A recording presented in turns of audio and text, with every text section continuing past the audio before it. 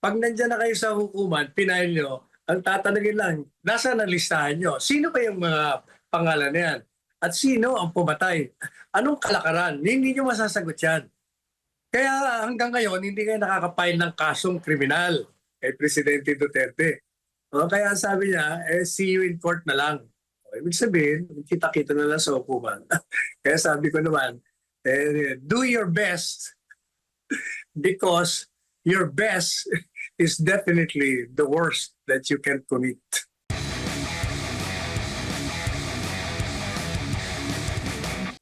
Attorney Sal, teka, sa usapin po ng ICC, nagba-viral po yung inyo pong face-off ni Attorney Cristina Conti.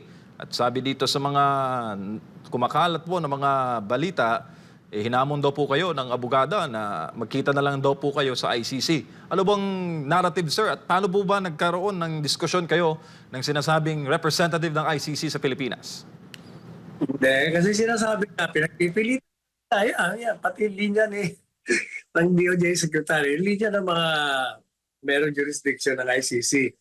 At sinasabi nga nila na maraming pinatay. Kaya nga sabi ko dun sa forum ng agenda, yung 30,000 ninyo.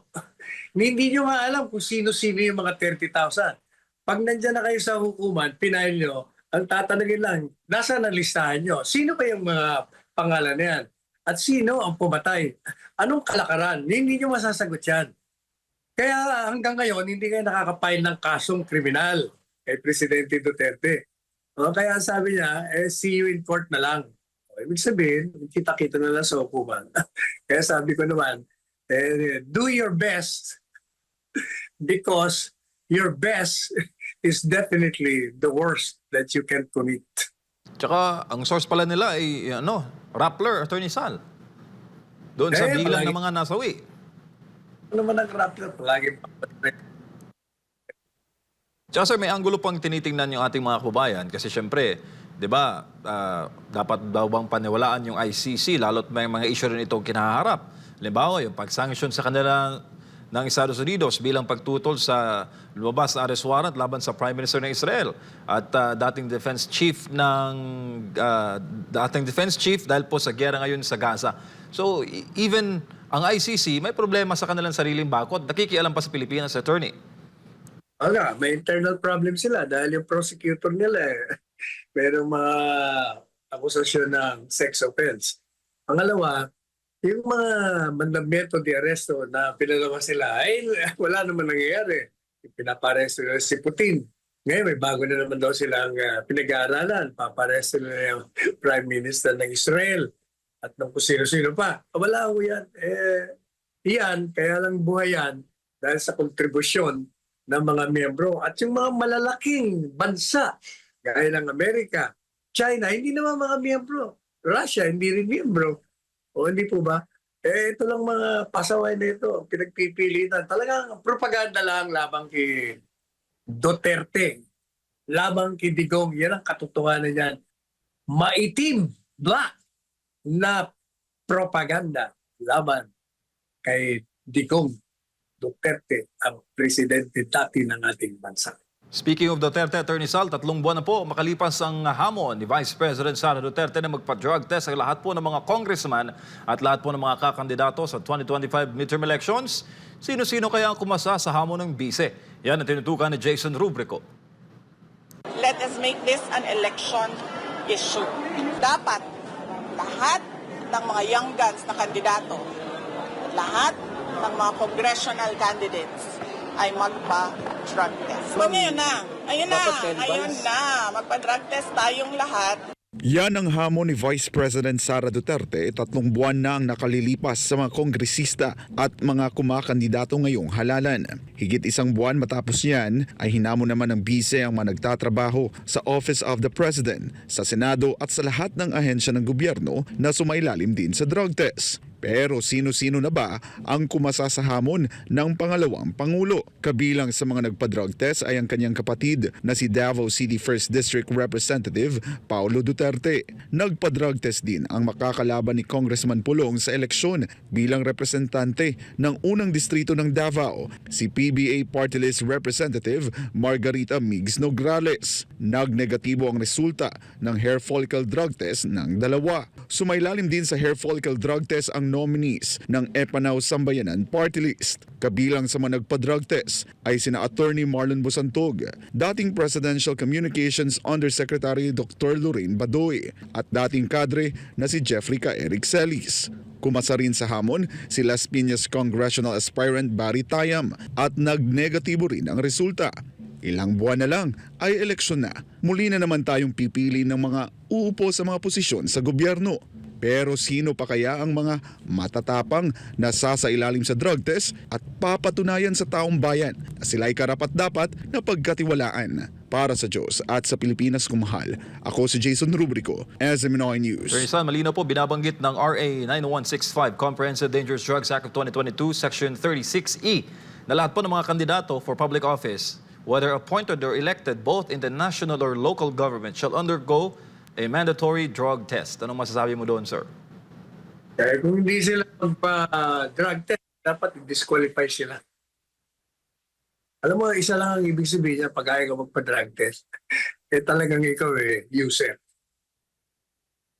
Tsaka magandang halimbawa, Attorney Sal, kung sila mismo ang magkukusa from the top official papunta sa barangay. Dahil syempre, magiging dapat sila nga ang number one na halimbawa sa taong bayan kung anong gagawin, Attorney Sal. Hindi ka nila gagawin yun kung user sila. Kuha yun ang ating mga kababayan.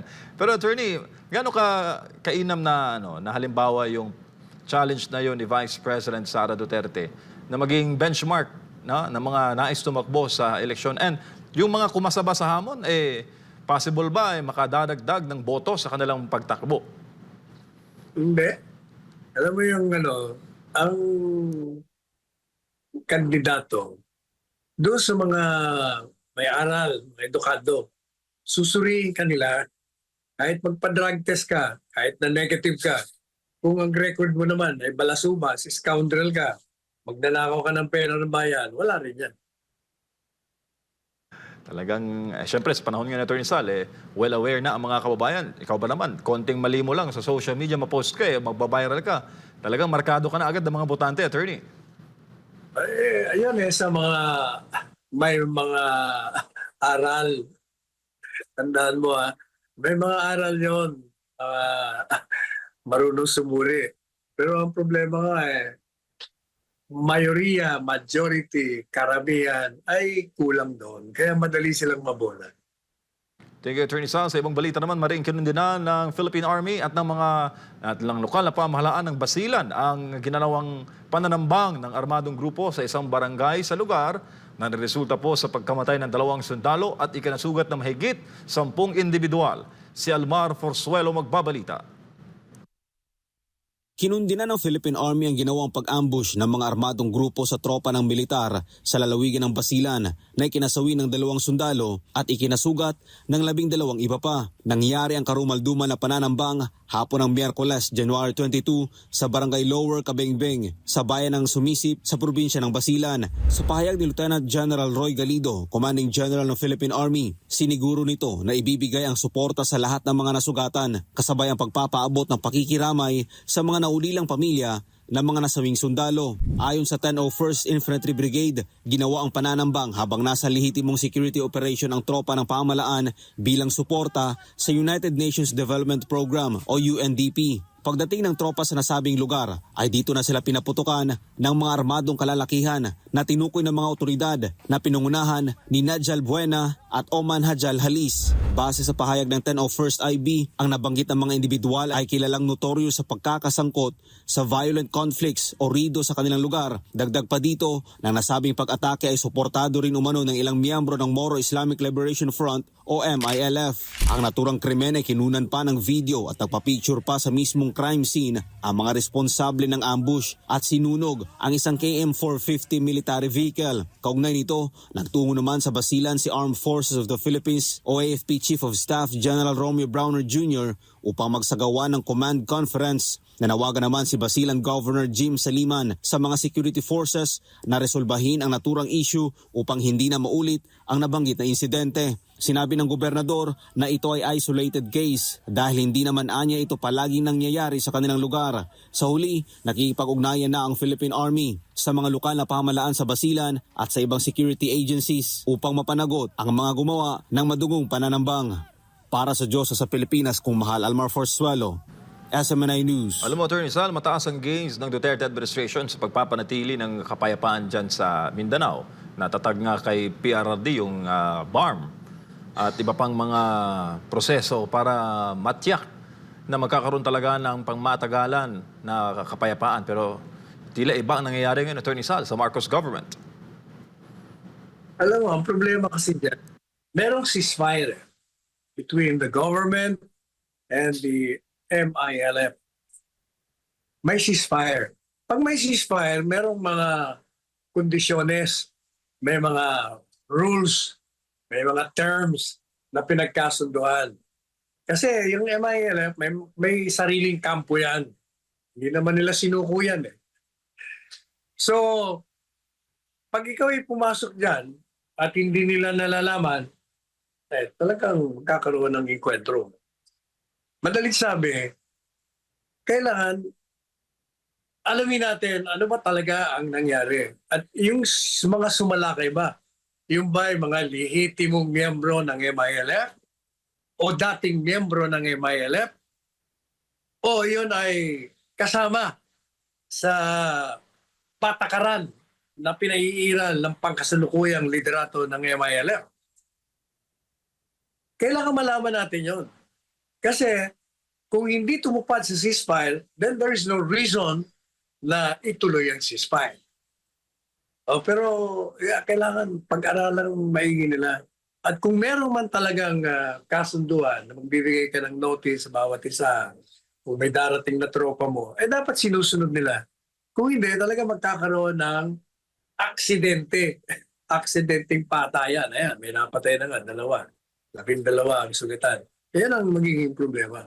Kaya dapat, ang bawat liderato ng MILF at ng militar natin, kailangan masugid kayong pinag-aaralan ninyo yung mga kasunduan at kailangan yung mga tauhan sa ilalim ng inyong mga liderato ay malaman yung mga kasunduan na yan para hindi nagkakamali o na-aksidenteng pumunta sa isang lugar na magmimit siya ng isang patayan, armadong pakikilaban.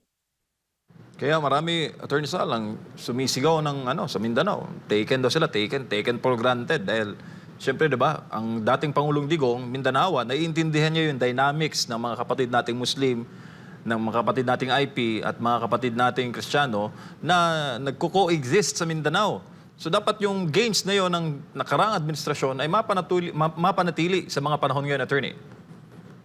Tama. Kaya problema nga hindi ginagawa ang mga trabaho nila eh. Puro lang sila salita. Kulang sa gawa.